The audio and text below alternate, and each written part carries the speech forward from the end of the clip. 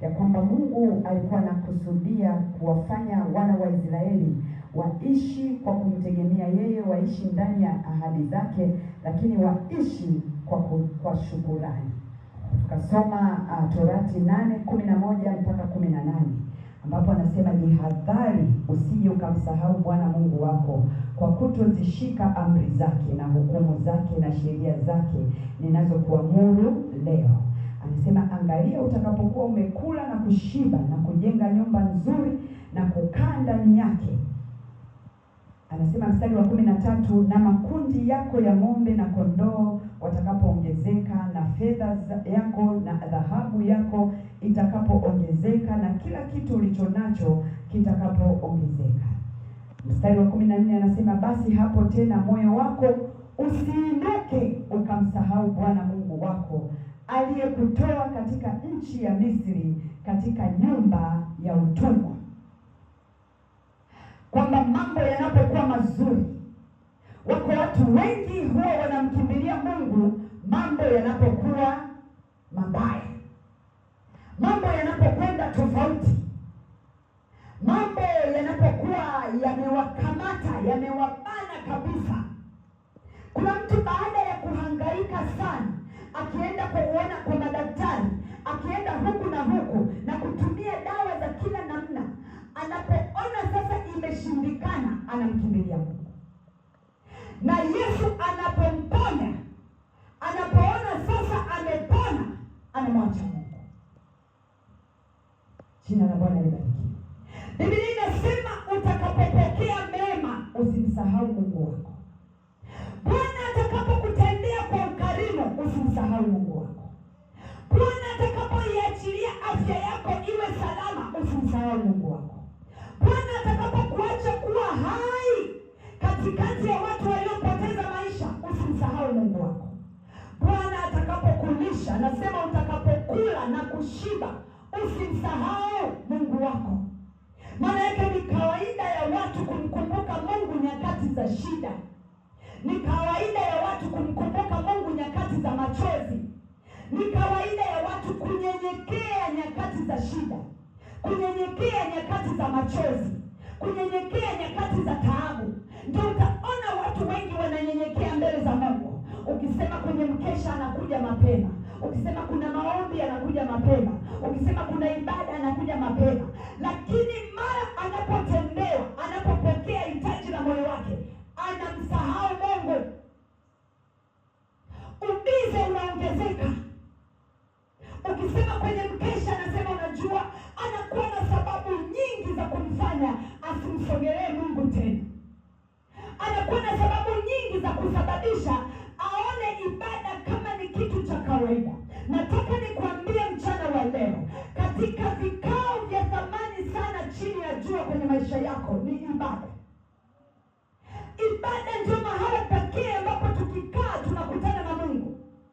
Kwa sababu anasema wanapokutanika 2 au 3 kwa ajili yangu, na mimi ninakuwa katikati yao.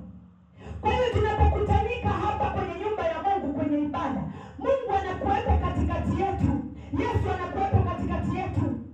Kwa sababu yeye analitazama lile kusudi, anatazama ile sababu, anatazama kile kiini, dhumuni la kukutanika kwetu ni nini? Dhumuni la kukutanika kwetu ni kumwabudu yeye. Na kwa maana hiyo tumekutanika kwa ajili yake. Kwa hiyo anapokuwepo katikati yetu. Mnapokaa vikao vya harusi, dhumuni ni kufanikisha harusi. Mnapokaa kwenye vikao vya chama, vya vyama mbalimbali, dhumuni ni kufanikisha yale yaliyomo ndani ya vyama. Mnapokaa kwenye vikao kazini, dhumuni ni kujadili mambo ya kazini na kufanikisha mambo ya kazini. Vikao vingine vyovyote, tazama dhumuni la kile kikao. The aim. Ibada ni kikao ambacho dhumuni la sisi kukaa ni kumwabudu Mungu. Na kwa hiyo manake tumekutanika kwa sababu yake. Na kama tumekutanika kwa sababu yake, lazima yeye Mungu na yeye awepo katikati yetu. Na anapokuwepo katikati yetu, maana yake hatuwezi kubaki kama tulivyokuwa. Na ndio maana leo Roho Mtakatifu ametuelekeza ya kwamba kila mtu akae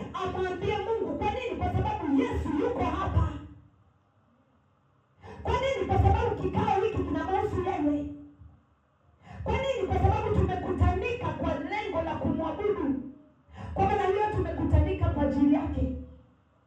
Kwa hiyo watu walio wengi wanaweza kutendewa na Bwana, na wakishatendewa na Bwana wanasahau. Wengi huwa wanasahau walikotoka. Sikiliza, Mungu anapenda kuheshimiwa kweli kweli. Mungu anapenda kutukuzwa kweli kweli, kwa sababu ni yeye peke yake, hana mfano, hana mwingine wa kufanana naye. Anapenda kuwekwa namba moja. Wakati wewe unapambana unasema, Mungu nifanye kama yule, nimilikishe kama yule, ikague kwanza, Mungu unampaga nafasi ya ngapi kwenye maisha yako? Yeye ni wangapi kwenye maisha yako? Mtu anaweza kakaa kwenye harusi kuanzia saa 1 mpaka saa 6 usiku, yaani mpaka harusi, mpaka bibi harusi na bwana harusi wanatoka, ndio na yeye anatoka, lakini kwenye ibada anaangalia saa kila wakati. Kila wakati anautazama muda, kila wakati. Kukaa kwenye ibada kwa masaa 6 mfululizo anaona shida, lakini anaweza kakaa kwenye kitchen party, na akirudi kutoka kwenye kitchen party atasimulia yale yote aliyoyakuta kule. Kila mmoja atalikumbuka, mpaka kiatu cha bibi harusi atakikumbuka, atakisimulia. Mpaka kiatu cha bwana harusi atakumbuka, atasimulia. Ataelezea, atasema huyu aliingia hivi, huyu alifanya hivi. Watu wanaweza wakakaa kwenye matamasha ya aina mbalimbali, wakakaa kwa masaa mengi bila kuchoka, lakini kwenye ibada, anasema ibada za siku hizi ni ndefu. Yaani unaona ibada, kikao na Mungu ni kirefu. Mungu anakutazama, unajua. Mungu anakuangalia, unajua. Wakati wewe unasema, Bwana nitoe hapa, Mungu nitoe hapa. Sikiliza, Mungu hatazami nje kama mwanadamu anavyotazama. Mungu anatazama ndani ya moyo wako. Namna gani moyo wako unamlingana Mungu? Kwa hiyo wakati mwingine akitazama moyo wako, anaona tu hapa moyo wa huyu mtu kwenye mazingira haya bado haumtamani Mungu kwa kiasi kikubwa. Anasema huyu mtu nikimfanikisha ndio nitampoteza kabisa. Kwa hiyo acha kai tu kwanza kwenye hii njia. Na ndio maana wakati mwingine ukiona Mungu amekukalisha mahala pamoja, ujue anakupenda. Anajua akikupa gari hatutaiona kanisani, tutaona unaenda kuswampa huko. Yaani hata zile safari ambazo ulikuwa uende utaenda kwa sababu una gari. Yaani Jumapili unapanda daladala unakuja kanisani, anajua nikimpa gari asubuhi atawasha gari, Jumapili ndio siku atakayoenda shamba. Nikimpa gari Jumapili ndio siku ambayo atawasha gari, ataenda sokoni, atasema leo ndio siku ya kwenda kununua vitu, nikaviweke kwenye buti na gari langu nililete nyumbani. Anaona kabisa nikimpa gari nitamtoa. Kwa hiyo anakuacha kwanza hapo kwenye jangwa, ili uendelee kumlingana Mungu, uendelee kujifunza, uendelee kupondeka, uendelee kushuka, ili yeye aingie ndani yako, umshinde kisawasawa, ili hata atakapoachilia hiyo gari, anajua Jumapili utaliwasha, utakuwa kwanza kufika kanisani. Kuna watu wengi tulikuwa tunaona kabla hajapata usafiri wa kwanza kufika kanisani, anapata usafiri wa mwisho kufika kanisani, anachelewa. Wengi wanamwacha Mungu baada ya kuwa wamepokea kutoka kwa Mungu. Yesu anapowatendea wanamsahau. Yesu anapowatendea wanaona tena ibada hazina maana sana. Ibada inakuwa na maana pale ambapo ana uhitaji. Ule uhitaji ukiisha anamsahau. Leo Mungu anatuambia, anatukumbusha ya kwamba tutakapokula na kushiba na kujenga nyumba nzuri, maana yake tutakapopokea mema. Kwa nini anatukumbusha? Kwa sababu mpango wa kututendea mema anao, uwezo wa kututendea mema anao, nguvu ya kututendea mema anayo, na kwa sababu atatutendea mema bila shaka. Kwa nini anakukumbusha? Anakukumbusha kwa sababu hilo unalotaka alifanye, atalifanya. Na ndio maana sasa mchana huu anakukumbusha kwamba atakapolifanya usimsahau. Atakapokupa mume usimsahau. Sio saa ya ibada useme nilikuwa nafunga viatu vya anasafiri. Nimechelewa kwa sababu nilikuwa namwandalia breakfast. Nimechelewa kwa sababu nilikuwa namwandaa ana safari. Anajua atakupa mume. Akikupa mume usimsahau.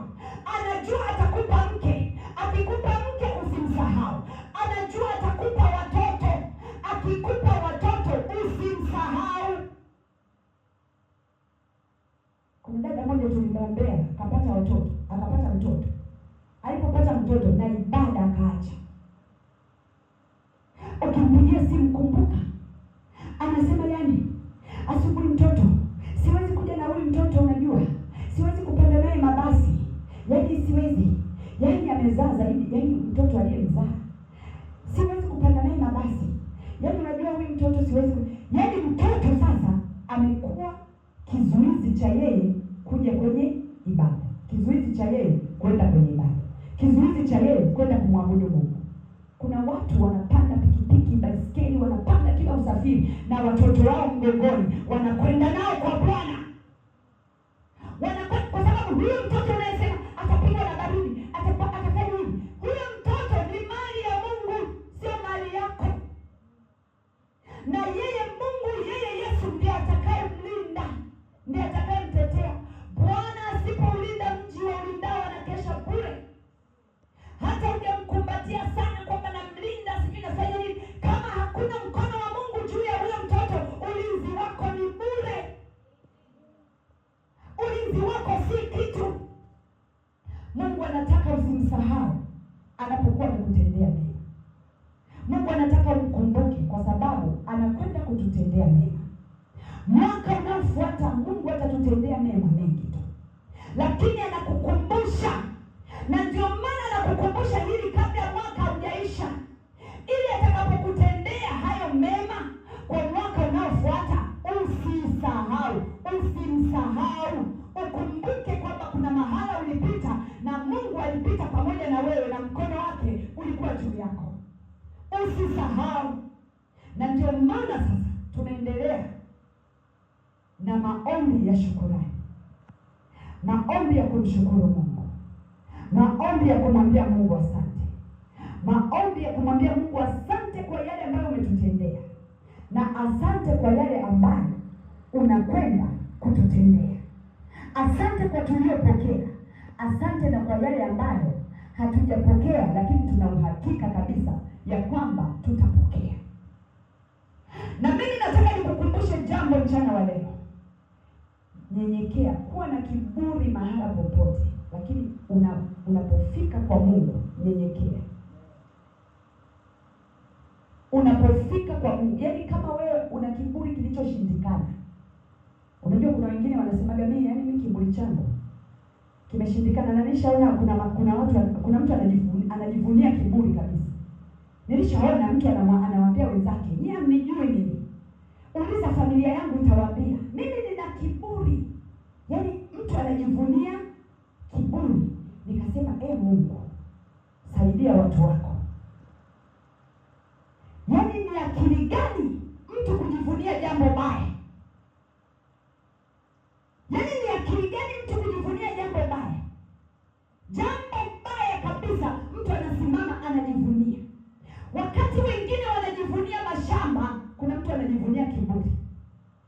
Wakati wengine wanajivunia makampuni, kuna mtu anajivunia kiburi. Wakati wengine wanajivunia biashara zao, kuna mtu anajivunia kiburi. Wakati wengine wanajivunia utumishi wao mbele za Bwana, kuna mtu anajivunia kiburi. Ezifu kiburi kina malipo. Ezifu kiburi kinamuingizia pesa kila mwisho wa mwezi. Na Biblia inayosoma mimi inasema ya kwamba Mungu anawapinga wenye viburi na anawapa wanyenyekevu neema. Kwa maana hiyo, kama kuna mtu anajivunia kiburi, maana yake anajivunia kupingwa na Mungu. Maana yake huyo mtu anasema, mimi ninapingwa na Mungu, anajivunia kupingwa na Mungu. Mtu anaposema mimi ni mjeuri Bwana, mimi nina kiburi Bwana, mimi ni mjeuri, maana yake anajivunia kupingwa na Mungu. Kwa sababu yeyote mwenye kiburi Mungu anampinga. Kwa maana hiyo ni akili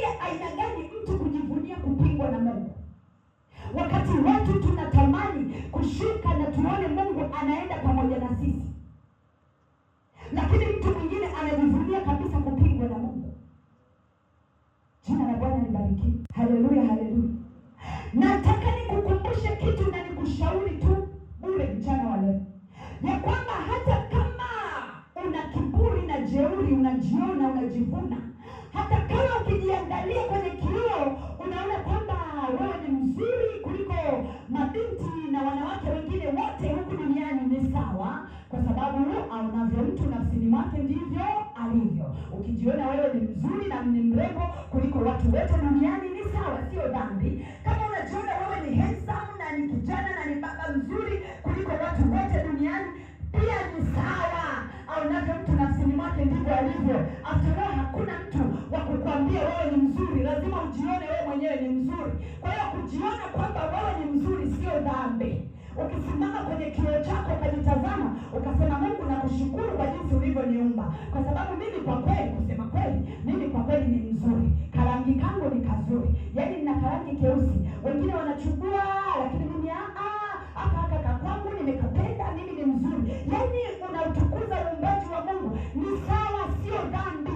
Ukisimama mbele ya kioo chako ukasema, hakika mimi ni handsome kweli kweli, tazama jinsi nilivyo, niko vizuri kabisa, yaani Mungu ameniumba, amenikamilisha kabisa, yaani ukitoka unatoka kabisa na miondoko ya kujiamini, ni sawa, sio dhambi. Lakini unapofika mbele za Mungu, uhandsome wako weka pembeni, uzuri wako weka pembeni, urembo wako weka pembeni, yaani kama una mavazi mazuri kuliko wengine wote weka pembeni, kwa sababu hapo ni Mungu peke yake ana prevail, peke yake. Kwa hiyo hata kama unasema mimi sinyenyekeaji watu, ni sawa, usinyenyekee watu, lakini unapofika mbele za Mungu nyenyekea. Unapofika mbele za Mungu shuka. Unapofika mbele za Mungu shuka, nyenyekea. Unapofika mbele za Mungu, hata unapoomba, tambua ya kwamba unamuomba mtakatifu juu ya watakatifu wote. Yaani unapotaja mtakatifu yuko peke yake, ukitaja mwenye nguvu yuko peke yake, ukitaja mwenye uweza yuko peke yake, ukitaja mwenye mamlaka yuko peke yake. Ukitaja nafasi zote za juu nzuri unazozijua wewe, ni Mungu, ni Yesu peke yake, hagawani na mwingine yoyote, hagawani na mwingine yoyote. Na ndio maana mahala madaktari wanasema tumeshindwa, yeye anaponya. Unarudi hospitali na madaktari wanashangaa, wanakuangalia, wanasema imekuwaje? Jina la Bwana libarikiwe. Wanakushangaa, wanasema imekuwaje? Nakumbuka wakati Goodluck anazaliwa alipinda utumbo, wakasema inabidi afanyiwe operation, aungwe ule utumbo, uungwe. Lakini Yesu akaunyosha ule utumbo bila operation. Siku tumemrudisha tena hospitali, madaktari walishangaa. Kwa hiyo anayeshangaza madaktari ni Yesu. Madaktari wakabaki wanashangaa, wanauliza, wanasema ni nini kimetokea? Umefanyaje?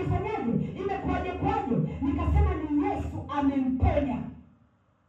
Wakasema kumbe hivi vitu ni kweli. Kwa hiyo anayefanya mambo ambayo yako nje ya uwezo wa wanadamu, nje ya fikra za wanadamu, nje ya mawazo ya wanadamu, nje ya nguvu zao, ni Yesu peke yake. Na ndio maana kwa jina lake na kwa damu yake, kwenye jiwe unachipua mmea. Mahala ambapo wanatazama wanasema hili ni jiwe.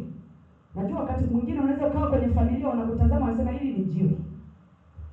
Unaweza ukawa katikati ya watu wanakutazama wanasema hili ni jiwe.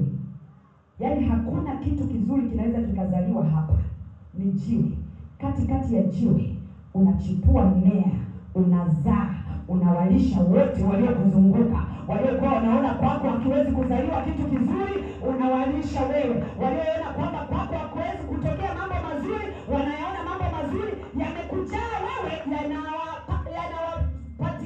yanawaingia na wao wananufaika naye.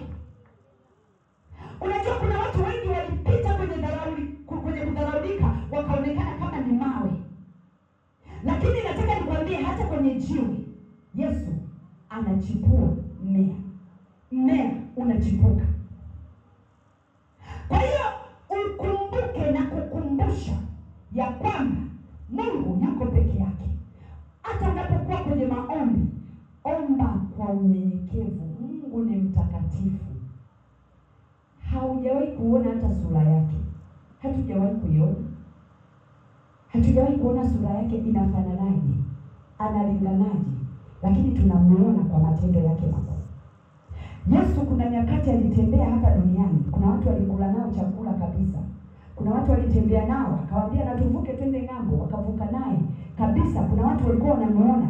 Sisi hatumuoni kwa macho, lakini tunamuona kupitia matendo yake makuu anayoyatenda katikati ya watu. Tunamuona. Huwezi kusema sijamuona Mungu, labda useme hujamwamini, lakini kumuona tunamuona. Tumeona watu waliokuwa na kansa, Yesu akawaponya, kansa zikaondoka. Tumeona watu ambao walitolewa vizazi, Yesu akawarudishia vizazi, wakabeba mimba wakazaa watoto. Tumeona watu ambao walipimwa wakaambiwa hauna ukimwi, wakaenda kupima tena wakaambiwa uko hauna ukimwi tena, hauna ukimwi, wewe ni negative. Tumeona watu ambao walikuwa wamepimwa juzi kati tu, kuna mtu nilikuwa namuombea alienda kupima hospitali akaambiwa figo zimeshaharibika. Nataka nikwambie kwenye simu yangu kuna ushuhuda. Nakwambia kwenye simu yangu kuna ushuhuda. Yesu amefanya, Yesu ametenda. Amenitumia message ananiambia angalia haya matokeo. Nimeenda kucheki figo, zimerudi, ziko sawa. Kwa hiyo wakati watu wanasema amepatwa gonjwa lisilokuwa na tiba, sawa, madaktari wanasema hawana tiba kwa sababu ndio uwezo wao, ndio nguvu yao, ndio uwezo wao ulipoishia. Lakini wakati wanasema gonjwa hili halina tiba, Yesu yuko mponyaji. Yeye hatibu, analiponya kabisa, analifuta kabisa. Na ndio maana taarifa za madaktari hazitaki kukuogopesha, kwa sababu mwenye kauli ya mwisho juu ya maisha yako ni Yesu peke yake, ni Yesu peke yake. Jina la Bwana libarikiwe. Anasema nini kwako mchana wa leo? Anasema yale mahitaji yako unayomuomba wakati wote na yale uliyoyaomba mchana huu wa leo, anakwenda kukujibu. Chochote ulichoomba anakwenda kukifanya. Na kwa watu wengine nimeona tulipokuwa kwenye maombi, amefanya tayari. Kila ulichoomba